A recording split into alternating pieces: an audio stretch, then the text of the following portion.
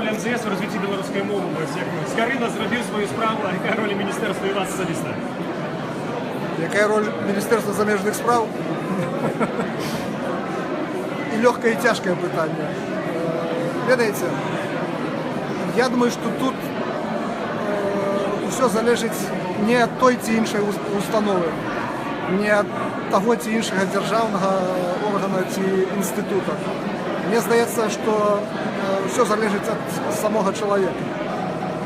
Коли ти білорус, коли ти розумієш, що без мови не може бути країни, то тоді все буде добре. І мова буде жити, і розвиватися, і держава буде розвиватися. Але нічого не повинно робитися штучно. Треба, щоб це йшло від душі, від серця. Звісно, Міністерство заміжних справ спробує зробити свій внесок у розвиття білоруської мови.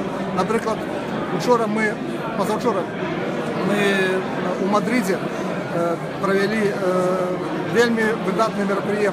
Ведаете, іспанська дівчинка перевела на іспанську мову Максима Богдановича.